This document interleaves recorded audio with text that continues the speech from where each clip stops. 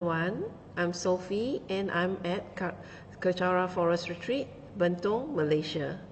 And today, the last live stream, I have shared the first cause of the Four Noble Truths, and which is actually the acceptance of the existence of sufferings. So Buddha has taught the basis of Buddha's teachings is the Four Noble Truths, that we have to recognize that we are in suffering, and also to understand the causes of suffering, and to realize there is that we can the suffering can stop, and also then to take the path to eliminate suffering. So as such, yesterday, in my last live stream, I have shared on the first of the Noble Truth, which is the acceptance of the existence of sufferings. And so from the many conditions of the world, we'll never be able to have a permanent happiness. And every time our expectations are not met, then we'll be very unhappy. And with with sickness, old age, and eventually that we have to face the final truth, which is death, and all these will cause suffering that we have to face. And it's also actually the acceptance of the fact that we are suffering, that we will take the steps to find and learn the way out. So as such, we now come to the next of the Four Noble Truths, which is the causes of suffering. So I will share on the second of the Noble Truth, which is the causes of suffering. And as Buddhists, we do not believe in the existence of an external creator, and although Buddha has gained enlightenment, he never claimed that he has the power to create life or to even wipe our transgression away. That means whatever karma we have created, we will have to experience. We have to take the responsibility and experience it. And so, as such, we believe in the law of cause and effect, which actually, in other words, is karma. So every result that comes from the actions, that we take, either in mind or as in thoughts, or in physical conditions, or from speech, we will feel the effect of that karma coming back to us. And, for example, well, let me go to some pictures that, I would like to share. And this is a picture of, and you can see the eye. I felt that it was quite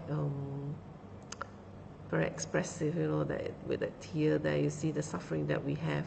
And then, you see the difference with the picture of the Buddha there in all peace and calmness.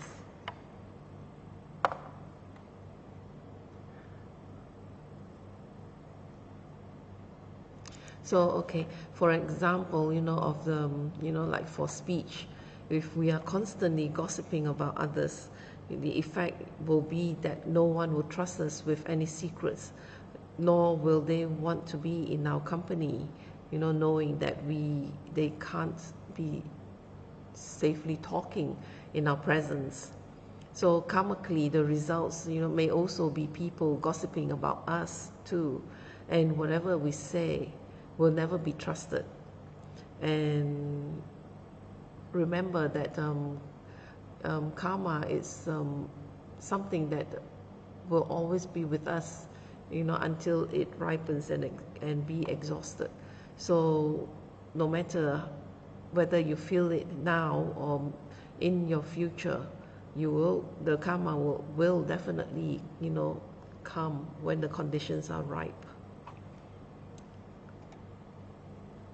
So like for physical actions, if we were to steal from another, we will always live uneasily with guilt. We may suffer from losses of material wealth, such as properties being stolen or cheated out of, you know, cheated from us, or that we may be caught stealing and be punished. So then the results also will be that we will not be trusted, and no one would want to invite someone who steals to their home, and therefore we will be shunned by others. So those are the karma or the results of our actions of stealing. And for the mind, all our actions stem from our mind, which is why it is important that we learn to control the stability of our minds. If we allow our minds to wander uncontrolled, they will tend to go in a whirlwind of self-serving thoughts. I want this, I need this, I like this, I love this, I must have this, this will look good on me. So as you can see, it's a never ending of the eyes. All this expectation of fulfilling the eyes, will lead to disappointments and pain, when they are not fulfilled. Or when it is fulfilled, it will never last. So through a lack of understanding of how things truly exist, we create and recreate an independent self-entity called me. So the whole of our experience in life can be viewed through this sense of self and our attachment to transient things that we receive pleasures from temporarily. So let me go to another picture. There you go. In our ignorance, we view these transient things as real and grasp to make it real that we create the sufferings.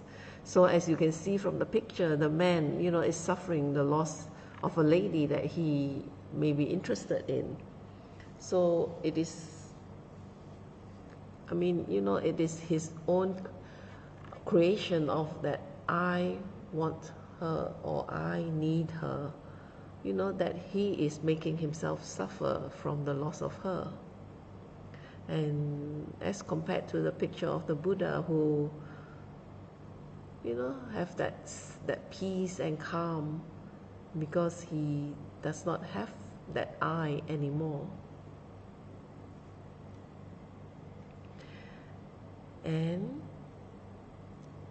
to continue, in our ignorance, we view these transient things, as real, and we grasp it to make it real, that we continue creating that sufferings that we, feel, we experience.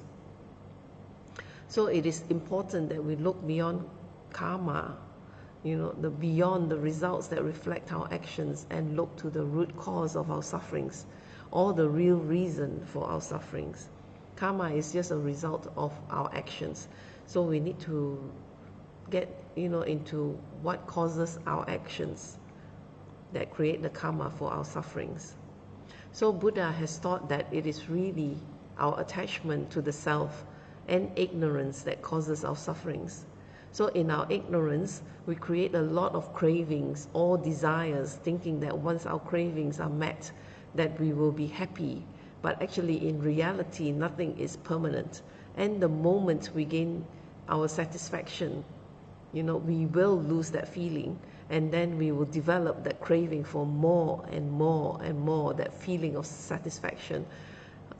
And when these conditions are not met, then a person could be feeling angersome or feel depression, that we're not able to achieve that satisfaction. And or else, we will start to feel envy at seeing others who has achieved that temporal satisfaction that we did not achieve, or rather that we cannot keep. So all this, goes back to ourselves, that we are the one who has created these cravings, and in our ignorance, we had placed such importance in ourselves and our false sense of needs that are really actually temporal, and create the cycles of needs that only increase, as we age. So therefore, it is really important that we recognize that we are our own cause of sufferings, and to cut away our cravings for that false sense of happiness in external possessions, but rather to pursue the path of overcoming our servitude to the eyes or the self, which causes the sufferings.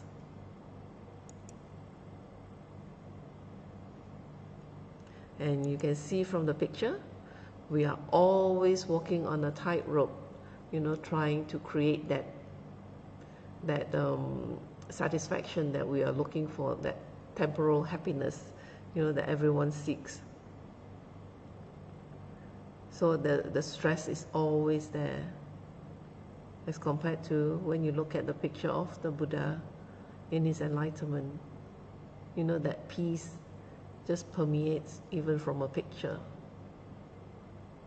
So such a difference, the stress of living in our eyes, or the ego, or the needs, or the self, the me. So as compared to the serenity of Buddha's enlightenment. So once we are able to cut away our desires, we will reduce much of our sufferings. In Buddhism, we don't mention much about happiness, as happiness is also a temporal emotion that does not last. As such, we pursue the path of cutting away sufferings. Here is something that, to remember or to remind ourselves. What we call self is just an imagined entity, and we are merely a part of ceaseless becoming of the universe.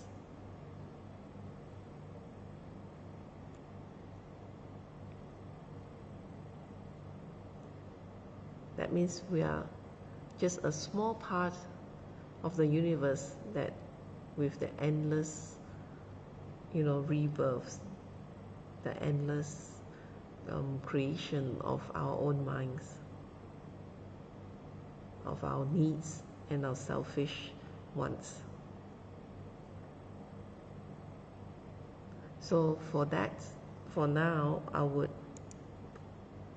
end my short sharing today on the second of the Four Noble Truths, which is the causes of suffering and the existence of the I, and in our ignorance, how we emphasize on the I's, which is our self, the me part, and the ego.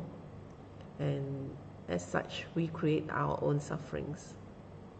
So actually, before I end the session, I would like to go to this, that in Kachara Forest Retreat, we do have a Spiritual Saturday, and the next Spiritual Saturday is on the 11th of May, and the program starts at 9 a.m. and it ends about 2:30, and this there will involve a lot of spiritual activities, or like spring cleaning of the prayer hall, which is what we name it the Wisdom Hall. And then there's a book club, which is like a book reading, and then we have lunch. So it's a very good event that for you to get in touch with yourself, to earn some merits while you're doing some activities at this Kachara Forest Retreat, and you enjoy yourself in the company of others who are doing the same.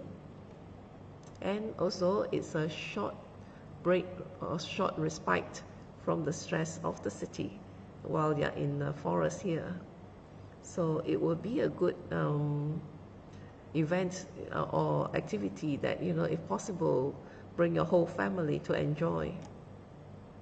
And we have the next one, which is on the 25th of Saturday, another Saturday, and this is growing flowers from seeds, and also the book club where you do reading and discussion, and also to have the lunch So it's a short break where the whole family could enjoy, or you could bring a friend to, to share the moments with.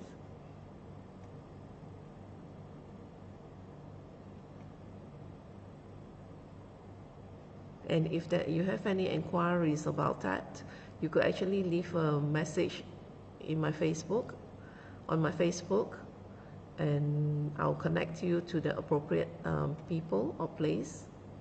Or you can actually call the front desk by WhatsApp.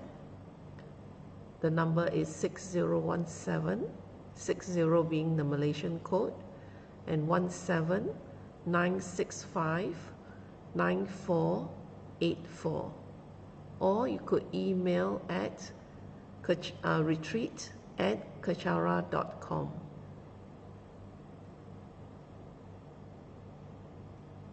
So I do hope that you'll take some time to join these events. And with that, I'll thank you for sharing your time with me, and I will end the session with a completion dedication in Tibetan.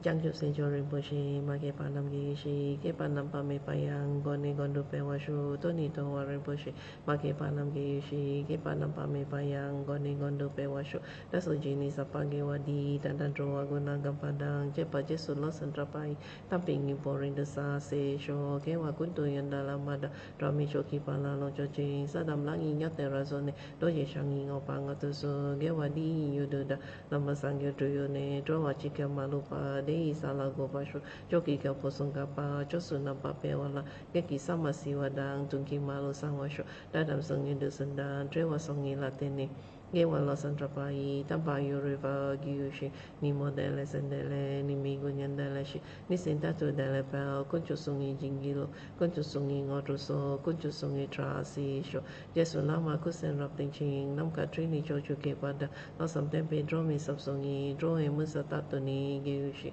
Gawi Rawi Koi Shinkam Dem, Bendandewa Maligyo, Charenzi, One Tenzing Gesoi, Shapeshi, Badu Den, Gyushi. Home Tomping Otrumalupa, Dene Dala Selduso, Kodan Dempa Long Jotnam, Kipa Soshik Shukden Sal. Thank you again, and I'll be sharing again in maybe tomorrow. Thank you.